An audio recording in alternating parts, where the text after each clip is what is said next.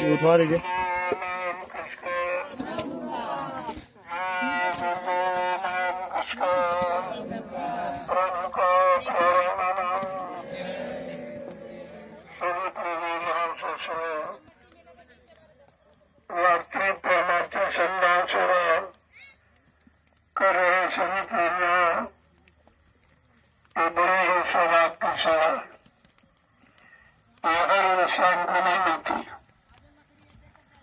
जब तमाम जन्मों का पुण्य इकट्ठा होता है तब ऐसे परमार्थ की सेवा करने का मौका मिलता है। जिस सेवा से तमाम तरह की लाइलाज बीमारियां बड़े सारे कष्टों से औरत परिवार रहती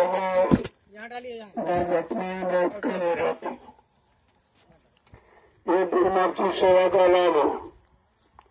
जो लाभ में डॉक्टर यकीन नहीं दे सकता, जो दवाओं से लाभ नहीं मिलेगा तो इस परमार्थ सम्मान सेवा का लाभ है। इसलिए ज्यादा प्रेमियों को सेवा करने दो।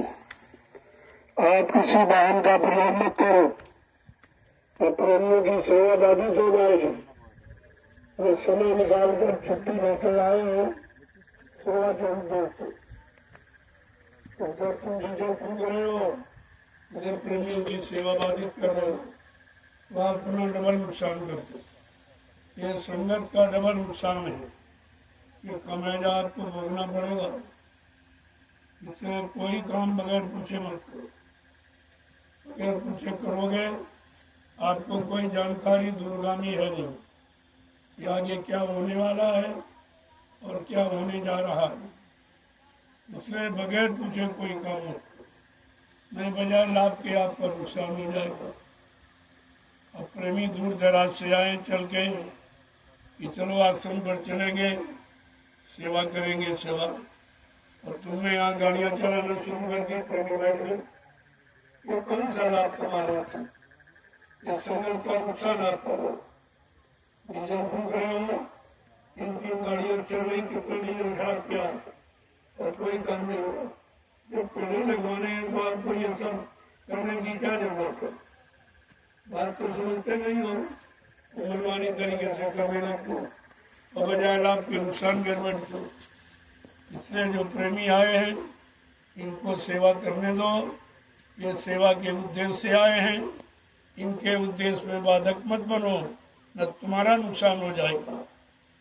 बात को पहले समझो, बिना सोचे समझे कोई काम मत करो।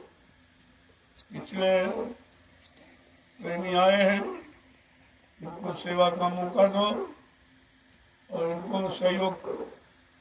जो तुम्हारे से हो सकता है इनका सहयोग करो ताकि ये सुचारू रूप से अपनी परमार्थ की सेवा कर सके। एक तो बेचारों को मौका नहीं मिलता, घर गृहस्थी में इतना फंसाव है, किसी तरह मौका निकाल के आए तो तुम बाधक बन गए। तुमने गाड़ियाँ चलाना शुरू कर दी और सब प्रेमी बैठ। मैं 1 घंटे से यही देख रहा, ये सब प्रेमी बेचारे बैठ गए कि जब तुम ट्रैक्टर से सेवा कर रहे हो तो हमको आने की जरूरत क्या? फिर ये टोलियों का आह्वान क्यों किया गया? क्यों टोलियाँ बुलाई गई? इनका मतलब क्या है? जब तुम्हें गाड़ियों से ही काम लेना है, सेवाएं तो कहीं आती नहीं, जमीन से 2 पैसे कभी पैदा होते नहीं, आखिरकार ये गाड़ियाँ कहाँ से चलेंगी?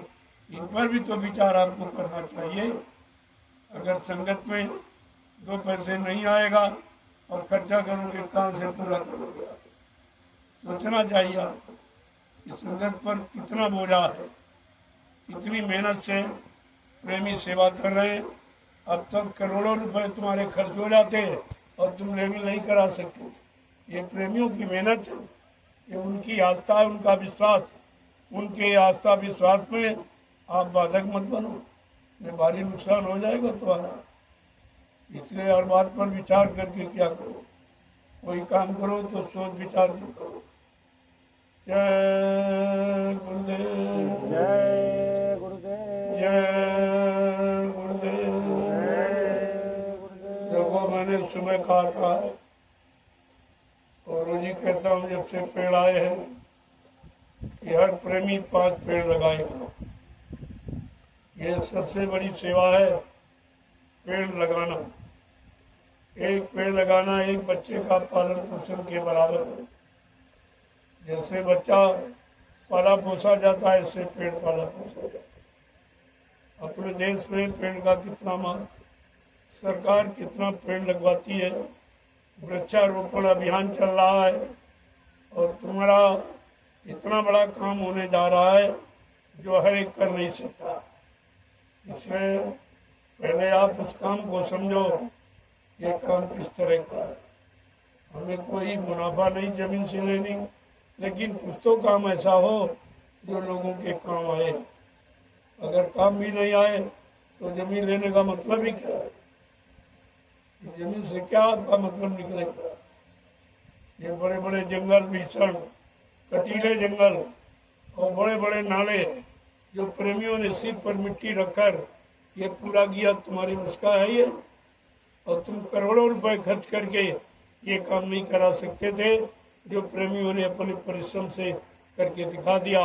आप उनके परिश्रम की कदर नहीं करोगे तो दोष तुमको लगेगा। सीधी मोटी बात सुन लो, आपको दोष लगेगा। इसलिए ये सेवा करने आए हैं, इनको सेवा करने दो। अपनी बुद्धि मत लगाओ, इसमें बुद्धि लगाकर तुम अपना और संगत का नुकसान कर लोगे, लाभ आपको कुछ नहीं मिलेगा। क्योंकि तुम्हें मालूम नहीं कि आगे क्या होने वाला, क्या होने जा रहा और किस काम की ये तैयारी हो रही, तो आपको कुछ पता नहीं है। जो कहा जाए उस करो, उसी में तुम्हारा भला है। जय गुरुदेव। जय गुरुदेव। देखो समय तो हो गया है, अब पेड़ अगर लगाना शुरू करोगे तो 12 बजे, थोड़ा सा पेड़ है 12 बज जाएंगे। प्रेमियों को भोजन कब मिलेगा? आज पूरा दिन तुम्हारा खलमंडली में चला गया, बेमतलब के झंझटों में। थोड़ा अगर सहनशीलता सीख लो तो कुछ नहीं होगा, कुछ भी नहीं, क्योंकि तुम्हें आप कुछ करने आए हो। तुम मुनाफा और खेती ये व्यापार करने नहीं आए हो, परमार्थ करने आए हो। इसलिए परमार्थी कार्य में कोई बाधा न पड़े वो काम करो। बाधा पड़ती है वो फौरन पीछे हट जाओ, उसकी कोई जरूरत नहीं है। वो समय खुद ही सबको परिणाम दे देगा। वो समय आ रहा है जब न्याय दूध का दूध और पानी का पानी हो जाएगा। आपने जो जमीन खरीदी है वो कोई नहीं ले सकता, किसी की हिम्मत नहीं है, क्योंकि ये जमीन लिखा पढ़ी में है, सरकार के यहाँ उसका पैसा दिया गया है, ऐसे नहीं दी। इसलिए हमारे पास पूरी जमीन का प्रमाण है, और किसी के पास ऐसा प्रमाण हो तो आकर के दिखा दे, वो तुम्हारी मान ली जाएगी। लेकिन बगैर प्रमाण के हम कोई बात मानने वाले नहीं है। इस बात को ध्यान में रखिए। इसलिए आप अपना काम करो, हम अपना काम करें। हमारे काम में न तुम बाधा डालो, न हम तुम्हारे काम में बाधा डालो। हमको तुम्हारी जरूरत ही नहीं है। तुम जो कर रहे हो उस काम की हमको जरूरत नहीं है। हमारे यहाँ भी तुमसे खराब लोग हैं, वो भी ये कर सकते हैं, लेकिन इनको हमने ऐसी शिक्षा नहीं दी। जो तुम करते हो वो शिक्षा यहाँ नहीं दी गई। इस बात का हमेशा ध्यान रखिए, अच्छा रहेगा।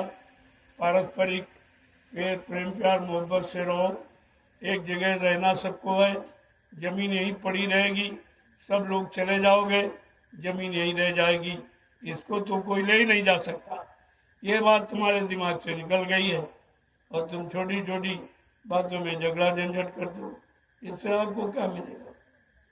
इससे कोई लाभ मिलने वाला नहीं है, कोई मान सम्मान इससे मिलने वाला नहीं है।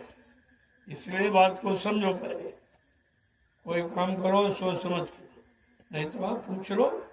मैं तो हर तरह का न्याय करने के लिए तैयार हूँ। हमको अन्याय थोड़ी चाहिए, हमको किसी की 1 इंच जमीन नहीं चाहिए। हम अपनी छोड़ सकते हैं, लेकिन किसी की लेंगे नहीं। ये सब जानते हैं, पूरा हिंदुस्तान जानता है, ये बताने की जरूरत नहीं है।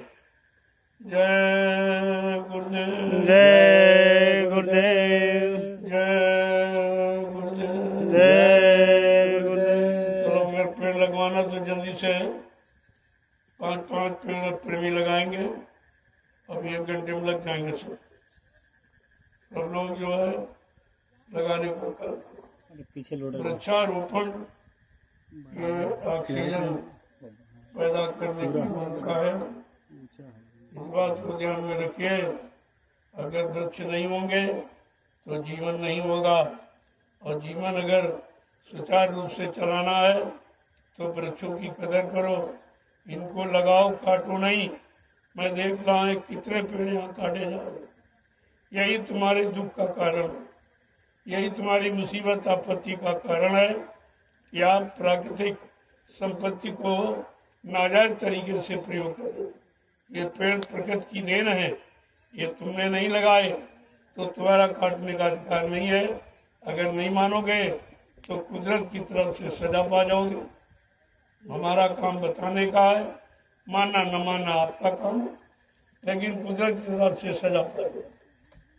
वृक्षों का होना अति अनिवार्य है। ये वर्षा का अनियमित ढंग से ज़्यादा होना, कम होना, बिल्कुल नहीं होना, ये सब इसी के लिए है। जो आप ये अनैतिक कार्य कर रहे हो प्रकृति के बरखिलाफ, वो प्रकृति ये तुम्हें सजा दे रही है। इस बात का तुम भूल गए ध्यान, क्योंकि तुम अपने अज्ञानता में इतने लिप्त हो गए हो, अच्छी सच्ची बात तुम्हारी समझ में आती नहीं।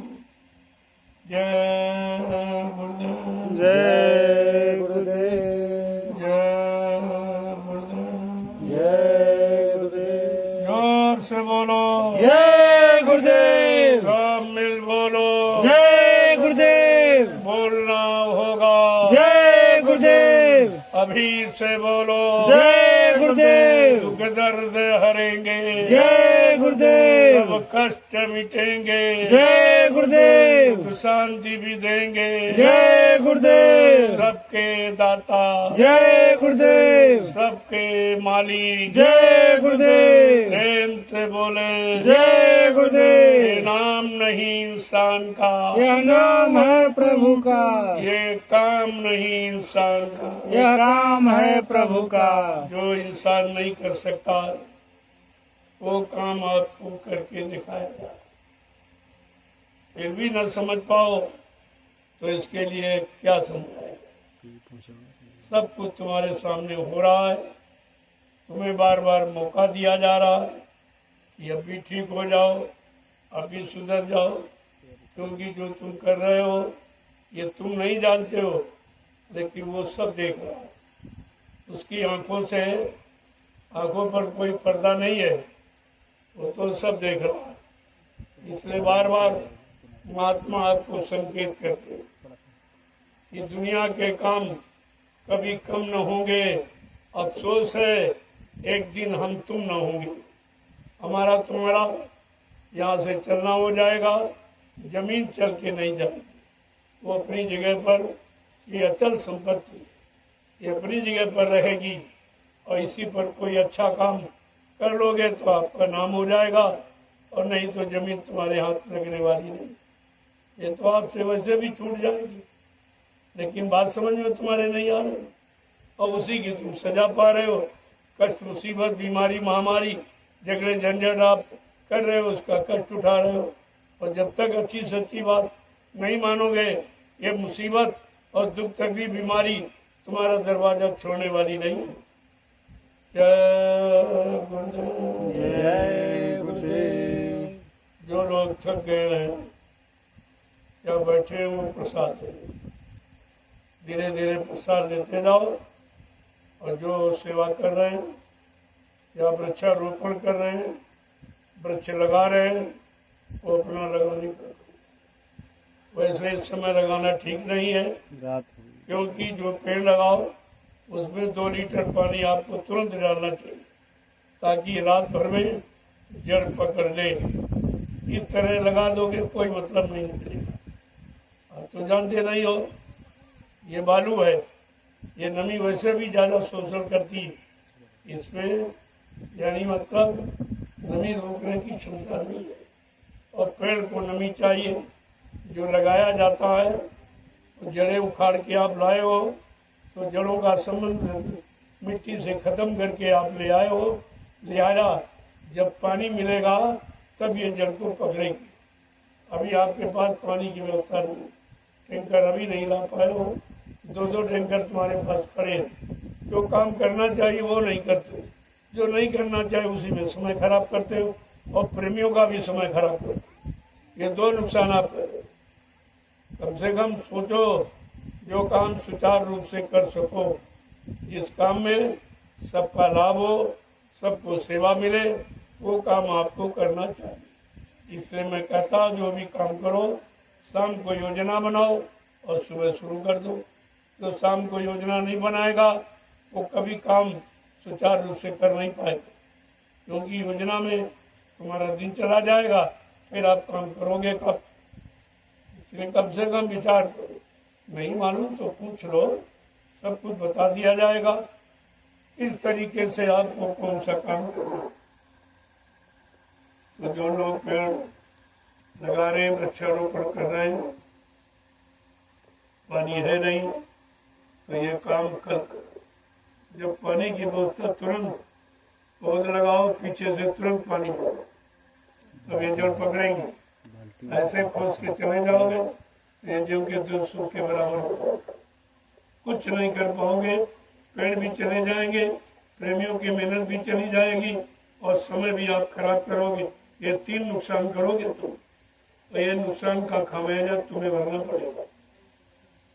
इसलिए ध्यान से सुनो, जो करना है उसके बारे में पहले सोच विचार करो, तब आप सफलतापूर्वक कोई कार्य कर सकते। बिना विचारे जो करे सो पाछे पछताए, काम बिगाड़े अपनो और जग में हो आशा है। इतना बड़ा सूत्र लिख के रखा गया है, इस पर तुम विचारे नहीं कुछ करते हो, तो फिर सफलता कैसे प्राप्त हो। जय गुरुदेव। जय गुरुदेव। जो प्रेमी थक चुके हैं या बैठे हैं वो आकर के प्रसाद, वैसे प्रसाद का लाभ सेवा करने के बाद ही मिलता है। जब सेवा नहीं करो प्रसाद में उसका कोई लाभ, किसी तरह का लाभ नहीं है। वो तो नाश्ता जलपान में बदल जाएगा, प्रसाद में नहीं बदलेगा। जब श्रम परिश्रम करके जो आप लोगे वो महाप्रसाद है, उसमें दुआ और दया महापुरुष की शामिल रहती है, तुम्हारे हर काम में सहायता मदद करेगा। ये रोज बताया जाता है और फिर भी आप गलती करते हो, फिर भी बोल करते हैं। जो नहीं जानते हैं फिर उनकी बात छोड़ दो, तुम्हें तो रोज पढ़ाया जाता है कि प्रसाद का मतलब क्या, सेवा का मतलब क्या, सेवा से क्या लाभ है, प्रसाद का क्या लाभ है, ये सब जानकारी आपको दी जा रही रोज, और फिर भी आप गलती करते हो। ये लाभ पाने वाला काम कब करो कि ऐसे गलती करते रहोगे, आते रहोगे, जाते रहोगे, लाभ से खाली वंचित रह जाओगे। फिर इसका आने का यहाँ मतलब क्या। अरे आश्रम में आए हो, उसका नाम आश्रम, अपना अपना श्रम माने परिश्रम, अपने परिश्रम से आप जो भी यहाँ करोगे उसका लाभ तत्काल मिलता है।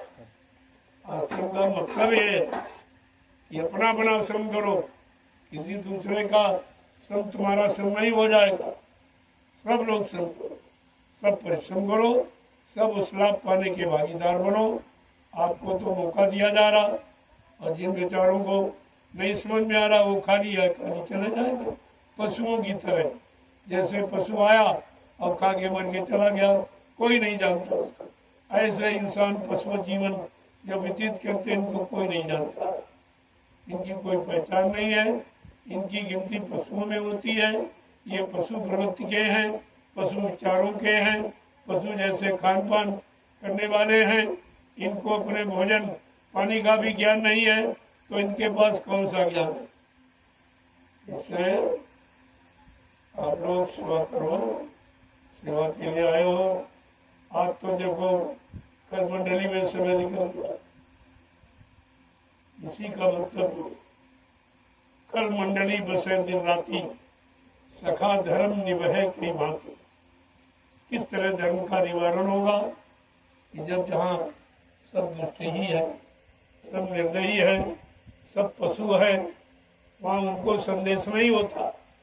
संदेश इंसान को होता जिसमें इंसानियत और मानवता होती, उनके लिए संदेश होता।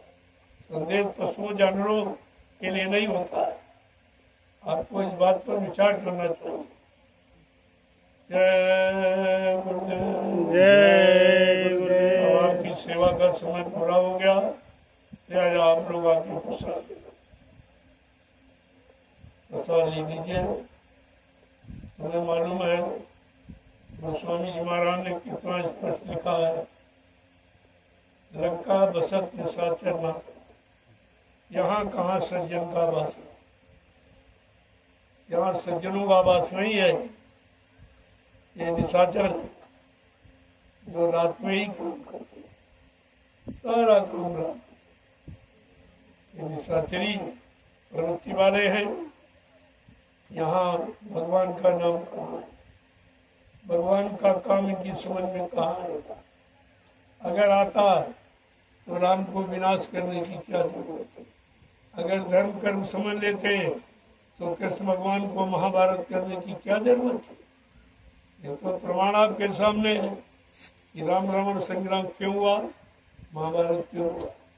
ये दुष्टों के श्रृंगार क्यों, जो दुष्ट जन है इनके भाव विचार पशुओं जैसे, काम भी पशुओं जैसे, और सजा भी पा रहे हैं और बेचारे समझ नहीं पा रहे। पशुओं को क्या मालूम कि हमें सजा दी जा रही, ये हमें पीटा जा रहा है, किस काम की सजा वो नहीं जानता।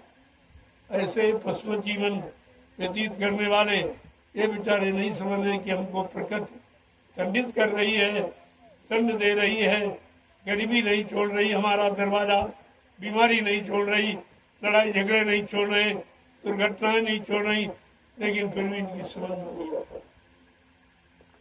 जय गुरुदेव। जय गुरुदेव। चलो प्रेमियों, चलो अब महाप्रसाद आज सेवा कर, आज की सेवा का समय पूरा हो गया है।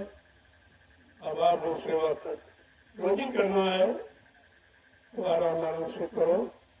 एक दिन तो है नहीं, मतलब है नहीं ज्यादा कर लो और समय ज्यादा ले लो, तो रोज करना है सुबह शाम। उसी हिसाब से करो कि रोज सेवा करते रहो, सेवा में बाधा न पड़े। ये समझ इतना करो जितनी तुम्हारी शरीर में शक्ति है। शक्ति के अतिरिक्त आप करोगे तो फिर सेवा आपको रुक जाएगी, बीमार पड़ जाओगे तो बिल्कुल नहीं कर पाओगे। इसलिए उतनी सेवा करो जिससे शरीर स्वस्थ बना रहे और रोज सेवा करते रहो। जय गुरुदेव। जय गुरुदेव। चलो प्रेमियों,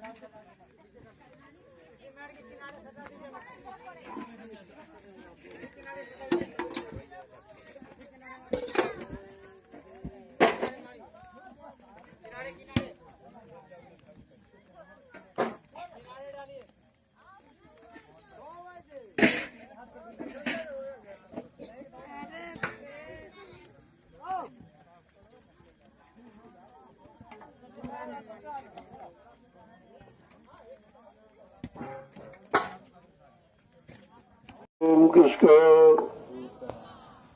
जय गुरुदेव नाम कृष्ण जय गुरुदेव नाम कृष्ण प्रभु का प्यारा नाम।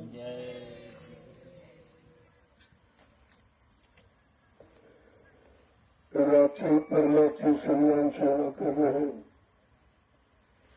सभी प्रेमीजनों जब जीव का सौभाग्य उदय होता है तो ऐसी घड़ी परमात्मा की होती है, क्योंकि आज कलयुग में परमात्मा का अभाव है। परमात्मा शब्द में कोई जानता है, न परमात्मा पर कोई चलना चाहता है, क्योंकि स्वार्थ सबने समा गया। स्वार्थ के अलावा जो कुछ सोची विचार नहीं कर पा रहा और इतना स्वार्थ में डूब गया है कि बुद्धि का विवेक ज्ञान शून्य हो गया। जब सत्संगों में आओगे और संतों के परमार्थी वचन सुनोगे तब तुम परमार्थ की बात समझोगे, परमार्थ की परिभाषा आपकी समझ में आएगी कि वो परमार्थ किसे कहते हैं। क्योंकि ये तो कलयुग में आए, अन्य युगों में तो परमार्थ की बात किसी ने कही नहीं, क्योंकि वो स्वार्थी युग थे। जो ऋषि मुनि जंगलों में तपस्या करने गए अपने निजी स्वार्थ की, योगी जनों ने योग साधना की अपने निजी स्वार्थ की, और कार्य शक्तियों ने मार काट की अपने निजी स्वार्थ मात्र मान की। परमार्थ कहाँ था? परमार्थ तो अभी कलयुग में लगभग 750 वर्ष पूरे होने जा रहे। जब से संत कबीर साहब आए तब, जो कबीर साहब आए उन्हीं से संत मत चला, और संत नाम उन्हीं से सुनने को मिला, इसके पहले नहीं था। जब संत नहीं आए थे तो जीवात्मा का अंत नहीं था, जीवात्मा मृत्यु लोक से नहीं जा पाई, काल माया के कर्मों के जाल में फंसी रही, किसी ने निकलने का रास्ता बताया नहीं, जो भी आए वो भी फंसते गए, जो आया वो फंसता गया, कोई राज में, कोई पाठ में, कोई धन में, दौलत में, औरत में, बच्चों में, मान सम्मान अधिकार में, सब फंसते गए। निकलने की बात किसी के समझ में नहीं आई कि भाई निकला कैसे जा, क्योंकि आना नहीं मालूम तो निकलना कैसे मालूम। यही पता नहीं जीवात्मा कैसे आई है और क्यों आई है, किस कारण आई है और कहां से आई है। ये जानकारी तो संतों ने दी, बाकी किसी को नहीं मालूम। तभी तो संत महापुरुषों ने कहा कि गिरी बदरिया पाप की बरस रहे अंगार, और संत नाते जगत में तो जड़ मरता संसार। सारा संसार, सारी सृष्टि जन्म मरण से छुटकारा नहीं पा सकती थी अगर संत महापुरुषों का आगमन इस भारत भूमि पर न हो। लोगों कितनी बड़ी बात। अब सारी समस्याओं का समाधान लेकर संत अपनी इच्छा से आए। देखा कि जीवात्माओं को फंसे कितने युग निकल गए, बेचारी घर नहीं पहुंची, तो कहते लाग दया कोमल की संता।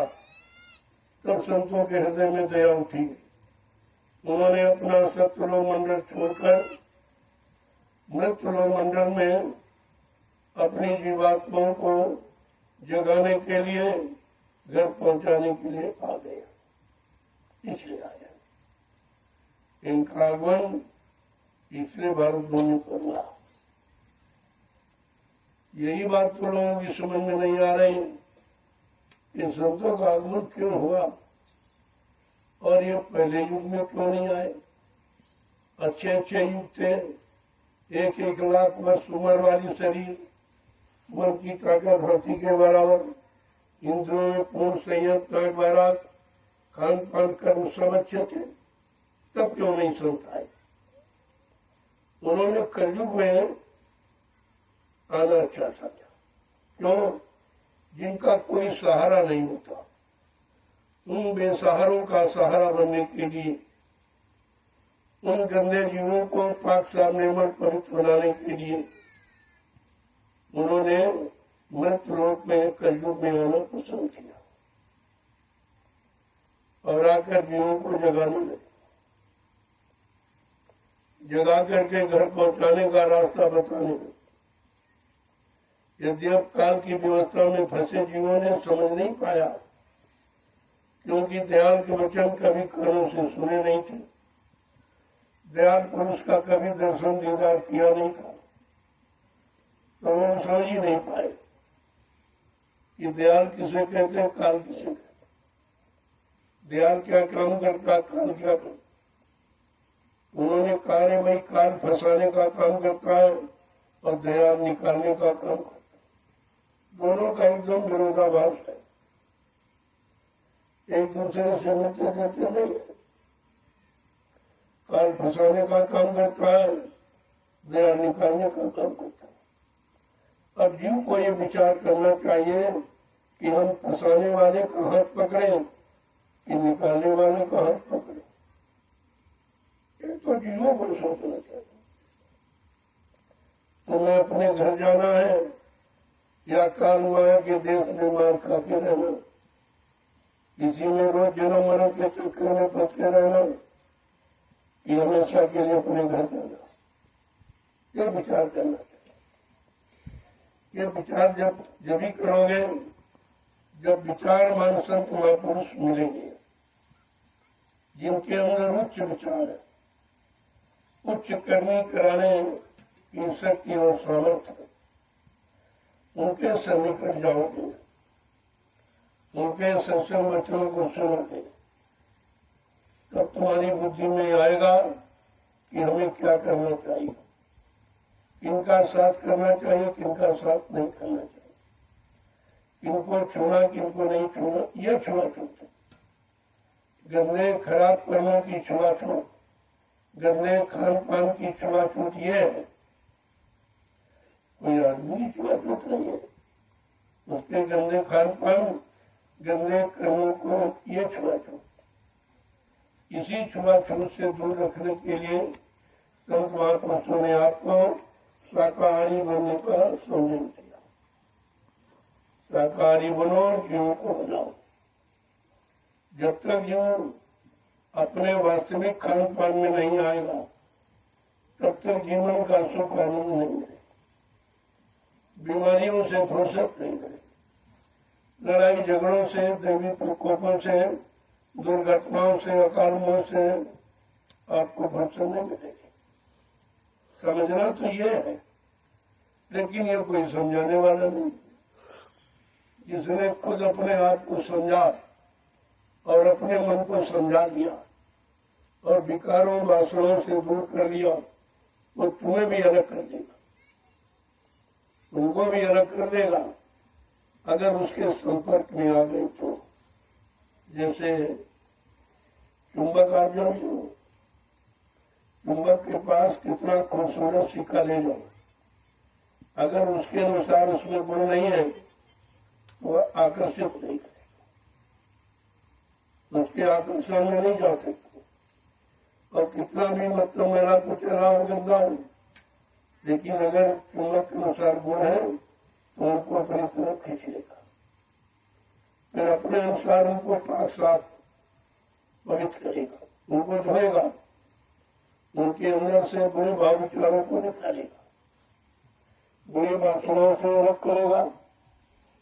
ये सब करके तुमको एकदम निर्मलता साफ कर देगा। लेकिन ये काम उसी के बस का है जो सदगुरु की शरण में गया और उनके आदेश हुक्म को माना, उसने अपना काम बना दिया। और उन्हीं को आदेश होता कि जाओ जीवों को संदेश दो, उनको भी बताओ, गुरु बन के नहीं, उनके रक्षण को करो, उनकी सेवा का भाव रखकर कि तुम्हें उनका भी कल्याण हो जाए, उनका उद्धार हो जाए। ये बनकर आपको हमें आपको सहयोग करना है। सहयोग की भावना अगर है तो इससे उच्च विचार बिल्कुल नहीं। और सहयोग अच्छे काम का, बुरे काम से अलग करना और अच्छे काम में लगाना, इस सहयोग की आवश्यकता है।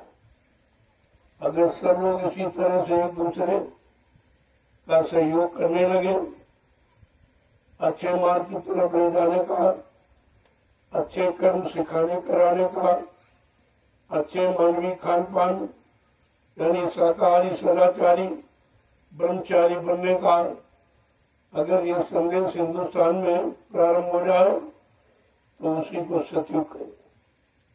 उससे जो व्यवस्था बनेगी वो सतयुगी व्यवस्था कहलाएगी। सतयुग कोई आदमी इंसान का नाम नहीं है जो महात्मा किसी देश से ले आएंगे आपको पकड़ा देंगे। वो तुम्हारे अंदर ही मौजूद है। 24 घंटे में अपने आप को देखो, कितनी बार तुम सतयुग में जाते हो, कितनी बार कलयुग में जाते हो। जब किसी के प्रति दया और निर्मल प्रेम का भाव होता है और सहयोग की भावना होती है, ये अच्छे रास्ते पर इसको ले आया जाए, बुरे भाव विचार इसके अंदर से निकाल दिए जाए, का वो सत्य की व्यवस्था कहलाती है। सबको सुख, सबको शांति, अपने जैसा दुख सबका दुख समझकर उसके दुख को दूर करना, ये मानव का सच्चा कर्म है। ये सच्चा कर्तव्य है जिसके बारे में मानव भी सोच ही नहीं पा रहा कि हमारा वास्तविक मानव धर्म क्या है, हमारा वास्तविक मानव कर्म क्या है। जिस दिन हम धर्म कर्म को जान जाएंगे तो फिर किसी चीज को जानना से बाकी नहीं रहेगा। यही जानना है कि हमारा मानव कर्म क्या है, हमें कैसे कर्म करने चाहिए, क्योंकि कर्म भी खान पान पर आधारित है। जैसा करो आहार वैसे बने विचार, यानी जैसा भोजन करोगे वैसे विचार पैदा होंगे। आहार से विचारों का जन्म होता है। जब तुम्हारा आहार गंदा हो गया, तुम्हारे विचार गंदे हो गए, तुम्हारी सोच गंदी हो गई, तुम्हारा देखना सुनना उठना बैठना बोलना चलना करना कराना सब गंदा हो गया।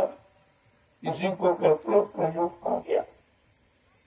ये कलयुग जो सबको लड़ाए, सब में प्रेम व्यवहार खत्म करे, सबके प्रति मर्यादा खत्म कर दे, माँ बहन बेटी बहू का भाव समाप्त कर दे, उसको कहते हैं कलयुग। और इस समय कितना प्रबल है आप देख रहे, चारों तरफ कलयुग का बोलवाला। महापुरुषों ने कहा कलयुग घेरे चारी ओर, मनवा जइहो को नहीं। अरे मन तू कहाँ जाएगा, तो कलयुग के घेरे में बैठा है। चारों तरफ कलयुग ने तुम्हारे पहरा लगा दिया। अपने पहरेदारों का काम को अहंकार, उन पहरेदारों से तुम बच के नहीं निकल सकते और किसी पहरेदार को तुम परास्त नहीं कर सकते। सारे ने पहरेदारों ने तुमको परास्त किया, काम ने तुमको परास्त किया, क्रोध ने तुमको परास्त किया, लोभ मोह अहंकार ने तुमको परास्त किया, ईर्ष्या राग द्वेष ने तुमको परास्त किया। जब सिंधियों ने तुमको परास्त किया है, अब तुम उनको कैसे परास्त कर सकते? तो संतों ने कहा नहीं, कोई चीज असंभव नहीं। संत दरबार में, संतों की शरण में असंभव शब्द बना ही नहीं। वो असंभव को संभव बनाते, न होनी को होनी में बदल देते हैं। यह संतों की शक्ति का प्रभाव। तभी तो अगर ऐसा न होता तो आवाज क्यों लगाई गई कि कलयुग को भगाऊंगा और सतयुग को लाऊंगा। ये कितनी जबरदस्त आवाज है। अगर क्षमता शक्ति नहीं है तो कलयुग से तो कोई जीत ही नहीं पाया। कलयुग ने सबको परास्त किया और कितने युगों से तुमको परास्त कर रहा है और अभी तक तुम उसके सामने टिक नहीं पाए हो। लेकिन आज समर्थ महापुरुष ने एक अनोखी आवाज भूमंडल पर लगा दी कि कलयुग को भगाऊंगा और सतयुग को लाऊंगा। किसी के सहारे, किसी के बलबूते पर नहीं, अपनी तपस्या त्याग के बल पर 1000 वर्ष के लिए सतयुग लाऊंगा और जितने जीवों को नाम से जोड़ा, जब तक उनकी जीवात्मा को घर नहीं पहुंचा दूंगा, मैं इस मानव शरीर को छोड़ के जाने वाला नहीं हूं। ये कितनी बड़ी बात है। और तुम सब बोल गए हो, जब गुरु वचनों को बोल जाओगे तो शंका संदेह बोलने में चले जाओ, और यही तुम्हारी परेशानी, दुख तकलीफ का कारण है। इसलिए एक एक वचन को बड़ी गंभीरता के साथ, ये वचन किताबों में नहीं मिलेंगे और कोई आपको बताएगा नहीं, क्योंकि ये जानकारी किसी के पास नहीं है कि कलयुग का समय कैसा, इतना खराब कैसे हो गया, अब इसे अच्छा कौन बना पाएगा, या अच्छे में इसको परिवर्तित कौन कर देगा। ये तो शक्ति सामर्थ किसी में, न राजा में है, न प्रजा में, न ज्ञानी ध्यानी विज्ञानियों में। ये शक्ति केवल वक्ते मुर्शिद, समय के सदगुरु में, और किसी में।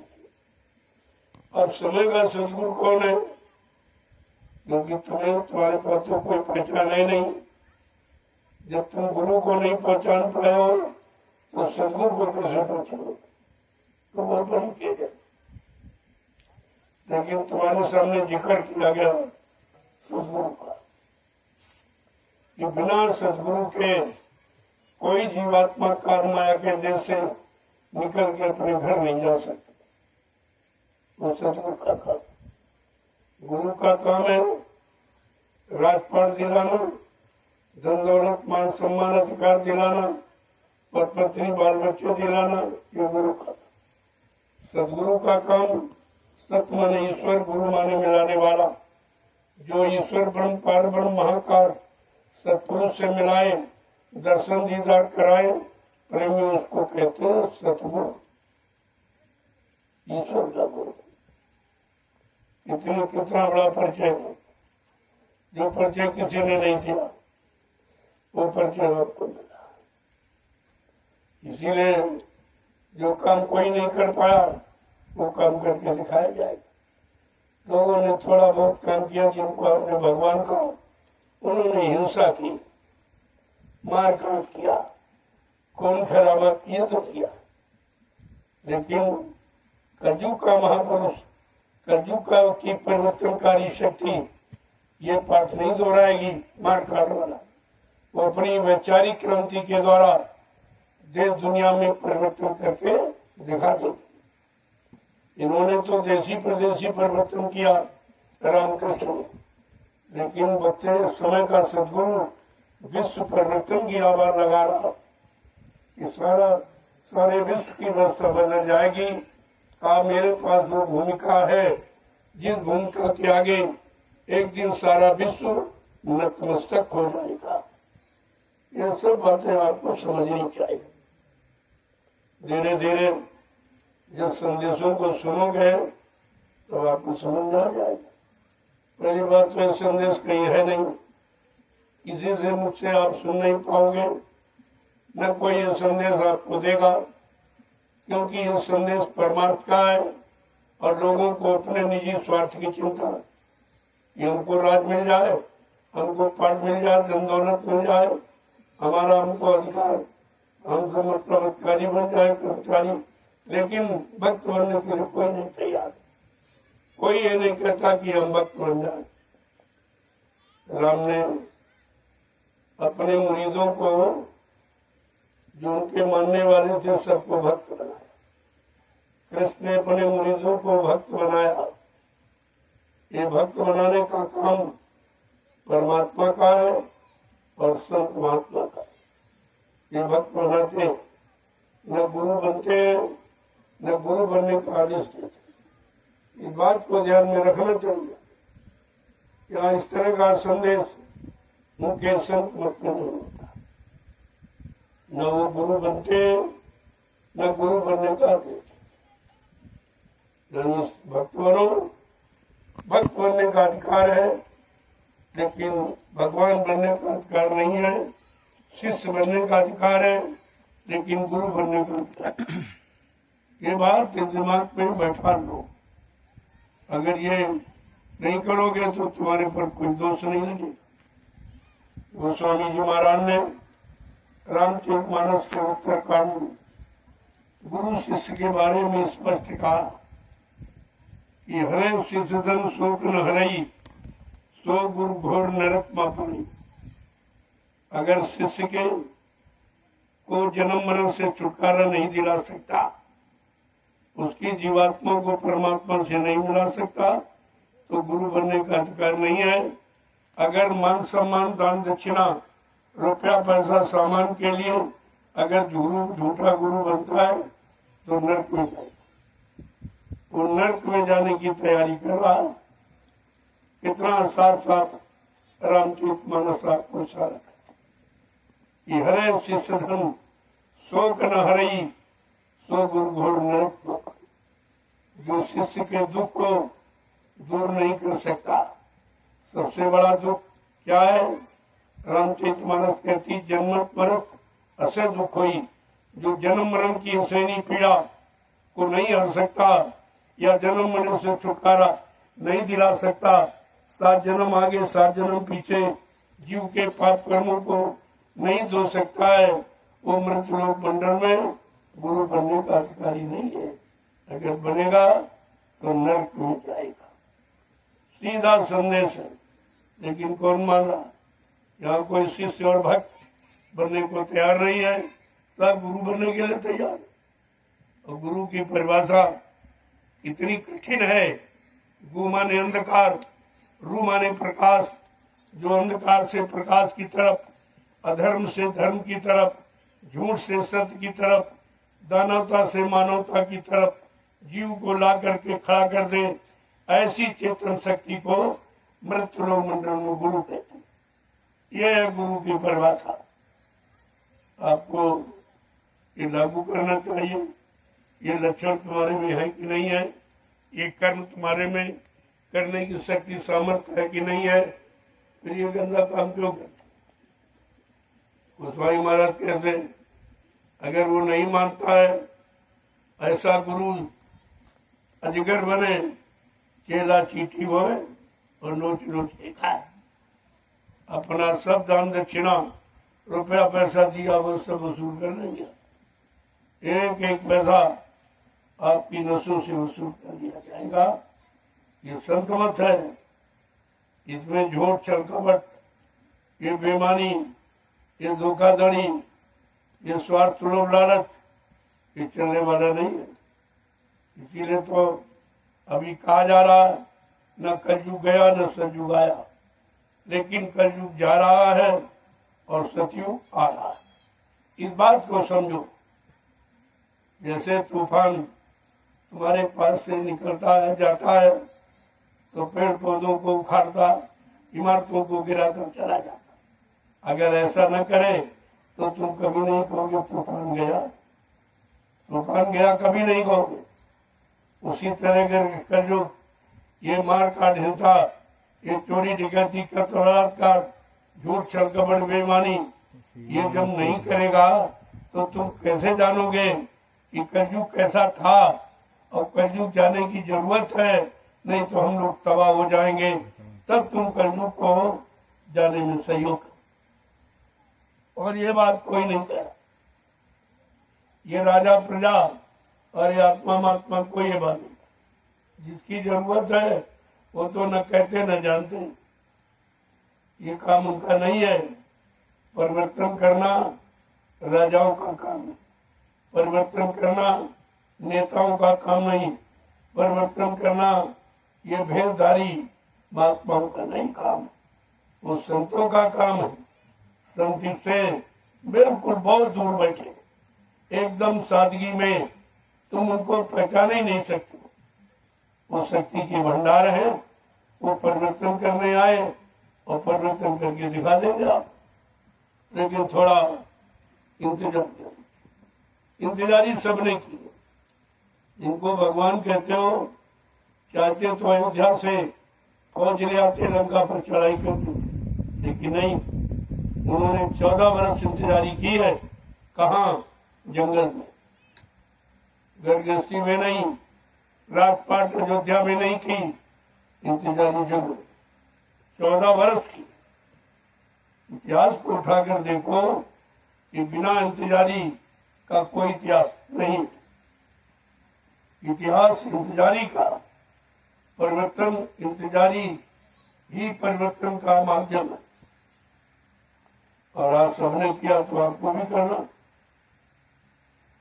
कृष्ण ने इंतजारी किया, लेकिन बाबा जी ने तो कितनी बार कहा कि भगवान राम को परिवर्तन करने में 14 वर्ष लग गए, भगवान कृष्ण को 18 दिन लग गए, लेकिन बच्चा कलयुग का परिवर्तन करने में हमको 18 मिनट भी नहीं लगेंगे। इस बात को नहीं तुम्हारी समझ में आया? तो कैसा समर्थ महापुरुष है जो कलयुग जैसे खराब युग को 18 मिनट में बदल सकता है, वो कितना महान है। लेकिन बात समझ में क्यों नहीं आती?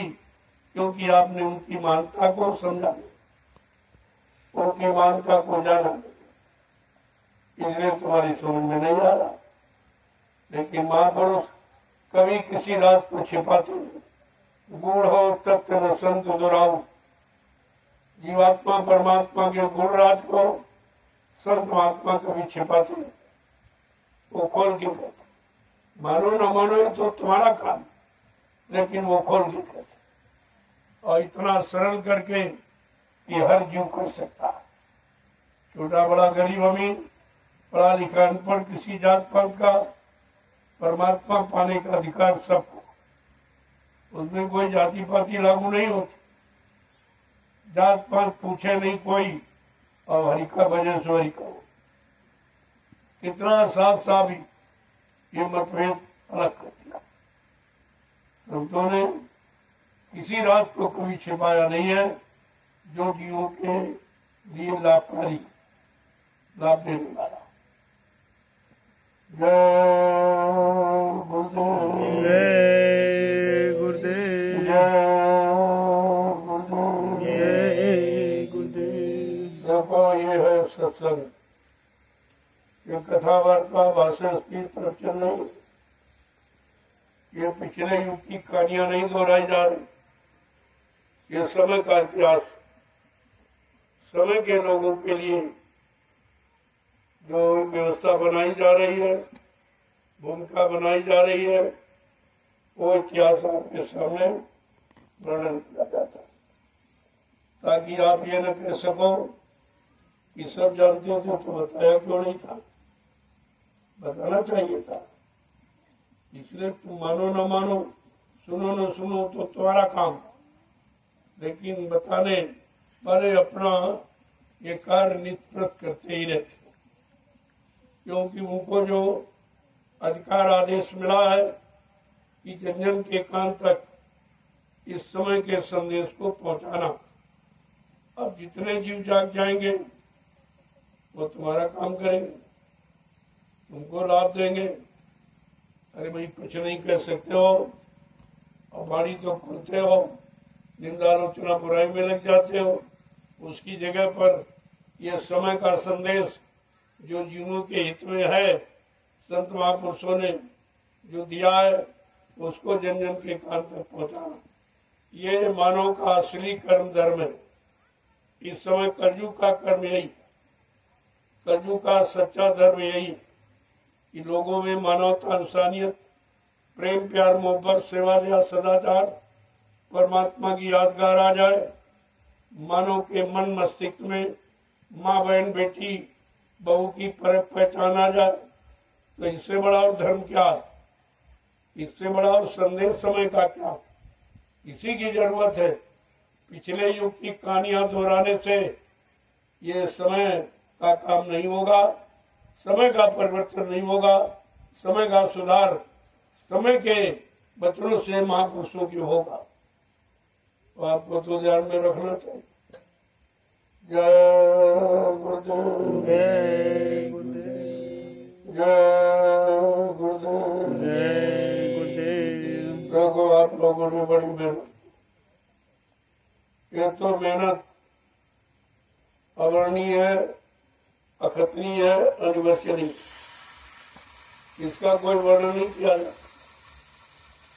ये कागज कलम स्याही से लिखकर नहीं बताया जा सकता, ये तो लोगों के सामने कराया जा रहा है, इसलिए ये अनुभव। ये रात में इतनी भीषण गर्मी, तापक्रम इतना बढ़ गया कि लोग घरों के अंदर बेचारे निकलना बाहर नहीं चाहते, इतना परेशान है, तकलीफ में है। और ये नैमिषारण्य की 88,000 ईस्वियों की तपोभूमि पर यह परमार्थी संधान सेवा हो रही है। तो ये देखकर लोग बड़े आश्चर्य में, अरे ये आश्चर्य नहीं है, इसके द्वारा जो आगे काम होने जा रहा वो आश्चर्यजनक, वो काम आश्चर्यजनक होगा। दुनिया के लोग दांतों तले उंगली दबाएंगे, इस इतिहास को पढ़कर, इतिहास को जानकर यही कहेंगे, मैं समय से चूक गया, मैं समझ नहीं पाया इसका इतना बड़ा लाभ है, इसमें इतना बड़ा गूढ़ रहस्य छिपा हुआ है। संत महात्मा किस तरह से सरल और सहज सुगम भूमिका बनाकर जीवों को लाभ दे देते हैं, लेने वाले ले लेते और हंसी मजाक निंदा आलोचना बुराई करने वाले रह जाते। ये तो हमेशा ऐसा, ये कोई नई बात नहीं है। परिवर्तनकारी शक्तियां बहुत थोड़ी होती, ज्यादा नहीं होती, थोड़ी। लेकिन कलयुग में परिवर्तनकारी शक्तियां अनंत बहुत आई हो, क्योंकि बहुत बड़ा बिगाड़ हर चरम सीमा को क्रॉस करते, अत्याचार, अनाचार, पापाचार, भ्रष्टाचार, व्यभिचार, कुचार, मांसाहार, यह सीमा को क्रॉस कर चुका। इसलिए अनंत शक्तियों की जरूरत है। जब एक रावण था तो एक राम आया, अब तो रावणों की इतनी संख्या कि आप भी नहीं सकते हो, तो इनको मारने के लिए, इनको अच्छी शिक्षा देकर मोड़ने के लिए कितनी शक्तियों की आवश्यकता पड़ेगी, ये विचारने विषय, ये आपको सोचना चाहिए। घर घर रावण बैठ गया, सबके अंदर अहंकार रूपी रावण बैठा हुआ है, उससे विजय यानी प्राप्त करना बड़ा मुश्किल दिखाई दिया। लेकिन महापुरुषों ने कभी हार का मुख नहीं देखा, उनके यहाँ हार शब्द नहीं है, उनके यहाँ विजयश्री, विजयश्री शब्द है, वो हार नहीं मानते। अब आप देखते जाइए, जब ये काम अनोखा हो रहा, जब सब हार गए, कोई नहीं है सेवा कर पा रहा, तो इससे बड़ी जीत और क्या है? ये तो जीत तुम्हारे सामने है, ये सब के हार गए, कहते भाई ये काम किसी को। ऐसी धूप में ये श्रमदान सेवा करना, ये भाई बड़ा कठिन है, बहुत मुश्किल है। यानी तुम्हारा मन हार गया, तुम हार गए उस सेवा से, तो ये सेवा एक दिन सबको हरा देगी। ये ऐसी सेवा है, और सेवा की ही आवश्यकता देश को। अगर सच्चे सेवादार, शाकाहारी, सदाचारी, चरित्रवान अगर सेवादार तैयार हो जाए, तो ये धार्मिक धरा जो भगवान राम कृष्ण की है, इस पर किसी चीज की कमी ही नहीं। केवल कमी है नीति की, सिद्धांत की, आचरण की, खान पान की, इसकी कमी। अगर इस कमी को दूर कर दिया जाए तो तुम कहोगे सतयुग आ गया, तुम यही कहोगे कि सतयुग आ गया। तो प्रेमियों, तुम्हारी रात्रि परमार्थी संधान सेवा का समय पूरा हो गया। अब आप लोग धीरे धीरे आओ, और आज का ये प्रसाद तुम्हारी थकावट दूर हो जाए, तुम्हारे मन की शंकाएं दूर हो जाए, तुम्हें सुख और शांति मिल जाए और तुम तृप्त हो जाओ। उसके लिए जबकि हिंदुस्तान में कहीं चले जाओ प्रसाद कोई नहीं देता, तुम ही खरीद के ले जाओ, उसी में से थोड़ा निकाल कर तुमको लौटा देते हैं, बाकी अपना रख लेते। लेकिन अपनी तरफ से प्रसाद बनाकर हिंदुस्तान के विश्व में कोई नहीं देता। इतना अनोखा काम आपके सामने, क्योंकि प्रसाद बनाना ये किसी को मालूम नहीं। प्रसाद कौन बनाता? जिसने अपने सदगुरु को उनके आदेश हुक्म का पालन करके उनके वचनों पर अपने जीवन को चलाकर उनको खुश कर दिया, वो अपने सदगुरु की दुआ दया किसी वस्तु में प्रवेश करके जीवन को लाभ दे सकता है। वो प्रसाद बनाएगा, ये सबकी बात नहीं है। इसलिए जब इनके बस का प्रसाद बनाना नहीं तो कहते प्रसाद दुकान से खरीद के ले आओ। अरे तो प्रसाद खरीदा नहीं जाता, प्रसाद बनाया जाता। बड़े बता से चीनी खरीदी जाती, प्रसाद बनाया जाता। इस बनाने खरीदने के भेद को समझो, तब तुम्हारे अंदर की सारी शंकाओं का समाधान हो जाएगा।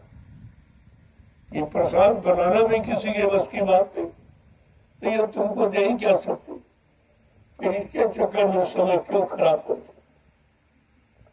जय गुरुदेव, जय गुरुदेव, जय गुरुदेव, जय गुरुदेव, जय गुरुदेव। नाम किसका? प्रभु का, प्रभु का प्यारा नाम। जय गुरुदेव, जोर से बोलो जय गुरुदेव, सब मिल बोलो जय गुरुदेव, बोलना होगा जय गुरुदेव, अभी से बोलो जय गुरुदेव, दुख दर्द हरेंगे, जय गुरुदेव, सब कष्ट मिटेंगे, जय गुरुदेव, सुख शांति भी देंगे, जय गुरुदेव, सबके दाता, जय गुरुदेव, सबके मालिक, जय गुरुदेव, प्रेम से बोलो जय गुरुदेव। ये नाम नहीं इंसान का, ये नाम है प्रभु का, ये काम नहीं इंसान का, ये काम है प्रभु का। इतना बड़ा वादा है।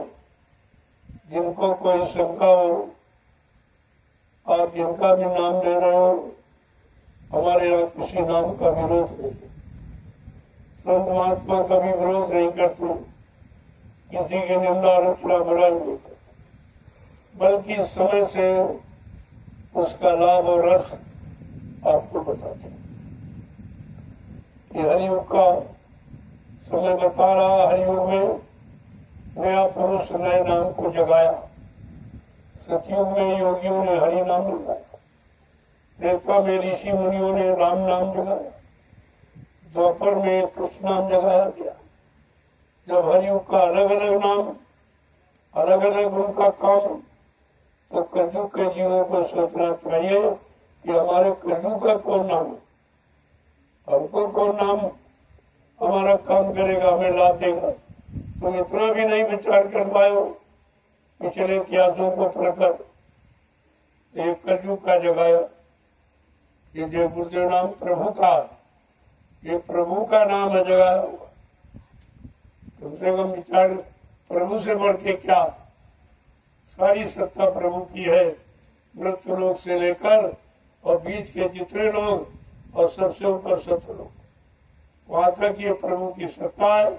आज वो प्रभु सत्ताधारी स्वतः मानव चोला धारण करके मृत्यु लोक मंडल पर आ गया और प्रभु नाम का प्रचार करा रहा, प्रभु नाम से जीवात्माओं को जगा रहा, प्रभु नाम का बेड़ा भवसागर में लगाकर जीवात्माओं को परमात्मा से मिलाने का वादा कर रहा। इससे बड़ी सच्चाई और क्या हो सकती। अरे भाई, जब तुम्हारा काम कोई न करे, आप जो गुरुदेव नाम की परीक्षा करके देखो तब मानो आप।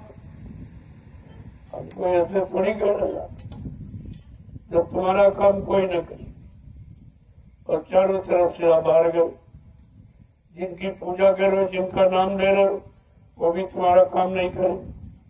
जब चारों तरफ से हार जाना तो अंत में जय गुरुदेव नाम की परीक्षा कर देना। लेकिन शाकाहारी बनकर करोगे तो पूरा लाभ मिलेगा। ये परहेज है। तो शाकाहारी रहकर अगर मुसीबत आपत्ति में जय गुरुदेव नाम लोगे तो तुमको मदद मिलेगी, तुम्हारा सहयोग। जो काम कहीं से नहीं हुआ वो काम जय गुरुदेव नाम से आपका हो जाएगा। और इससे बड़ी और क्या सच्चाई आपसे? ये तो परीक्षा करके देखो तब मानो। हम थोड़ी कर रहे ऐसे मान लो परीक्षा। लेकिन और किसी नाम में ये नहीं कहा परीक्षा करके मानो। ना तुमने हरि नाम की परीक्षा ली, न सीताराम की परीक्षा ली, न राधा कृष्ण की परीक्षा ली, न शंकर जी की परीक्षा, न हनुमान जी की, न देवी देवताओं किसी की आपने परीक्षा नहीं। और फिर भी आप मानते हो।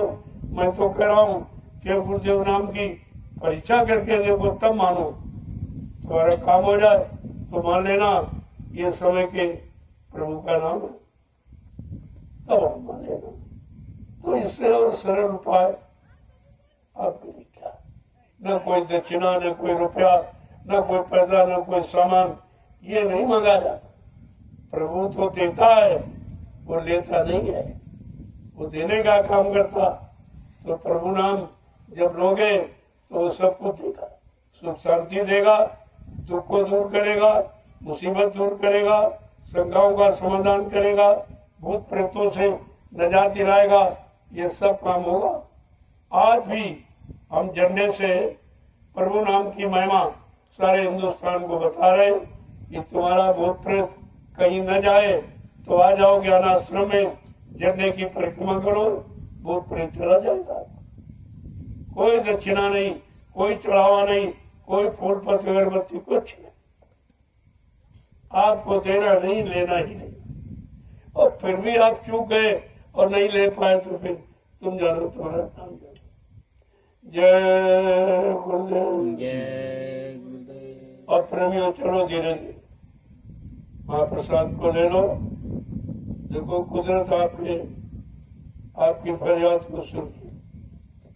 आपकी तपस्या पूरी हुई कि आज तुम्हारे साथ होकर आपको ठंडक आराम दे रहे कि तुम सेवा से उब रहे थे कि सेवा से कोई फायदा नहीं है, कोई लाभ नहीं है। तो देख लीजिए तुम्हारे कहने सोचने से क्या हो रहा, कितना बड़ा लाभ हो। अब तो आपको ये हो रहा कि रात भर करते रहे सेवा, कोई परेशानी। लेकिन नहीं, मेरे हाथ समझ नहीं करना, फिर मौका मिलेगा। तपस्या भी कर लिया, अब वो तपस्या का सुख भी आपको तत्काल मिल गया, तत्काल लाभ आपको देखो मिल रहा। अभी तक पसीना ही पसीना, एकदम मतलब यानी तपस्या में एकदम आप भी गए थे। लेकिन अब देखिए वो तपस्या का फल देखो कि तत्काल एकदम परिवर्तन, एकदम आपको ठंडा ठंडा कर दिया। और सारी परेशानी और तकलीफ और गर्मी साथ दूर बात है। तो सेवा में क्या नहीं?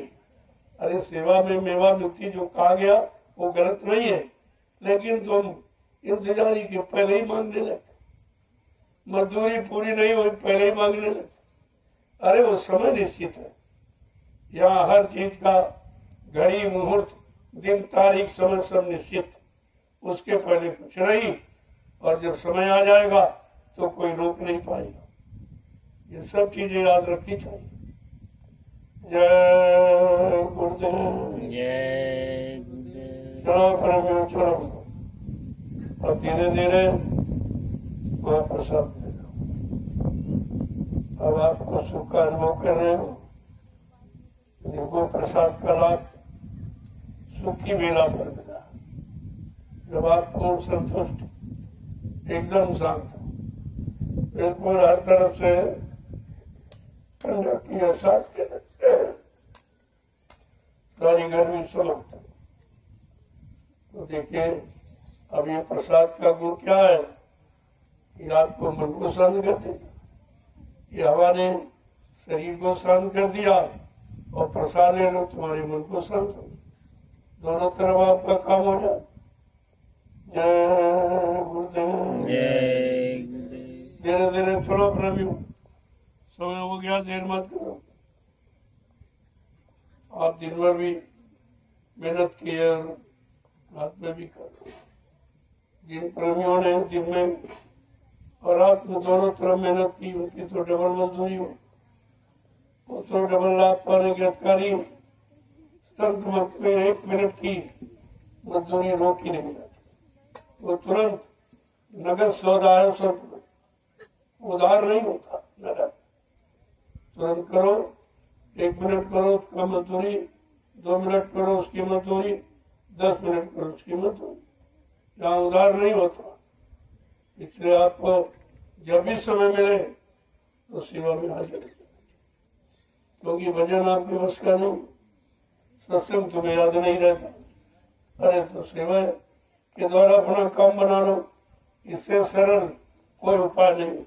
और ये सब नहीं, ये कहीं आपको नहीं मिलेगा ना, कहीं जगह। आपने कितनी पूजा पाठ, तीर्थ व्रत, दान हवन जब किया, गंगा स्नान किया, कोई मिला? कोई लाभ मिला? लाभ देने वाला कोई मिला? आशीर्वाद देने वाला कोई मिला? कुछ नहीं। ये अंधी पूजा, ये जड़ पूजा है, इससे लाभ न कभी मिला न किसी को मिलेगा।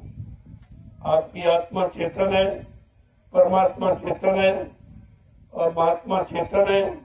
महात्मा जो नाम जगाते हैं वो भी चेतन। चेतन का काम चेतन से कर लो और जड़ का काम जड़ से कर लो, आपको दोनों अधिकार मिलेंगे। जय गुरुदेव। जय गुरुदेव।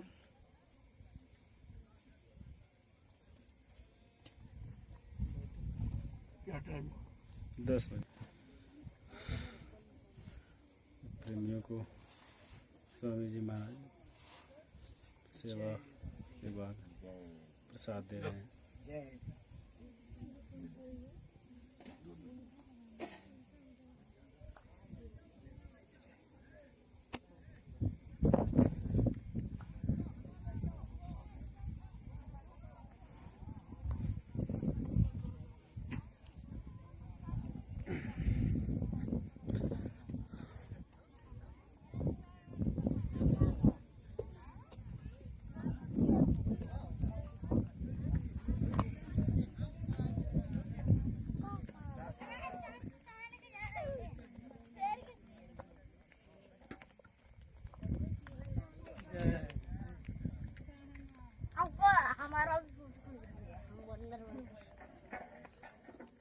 जय गुरु।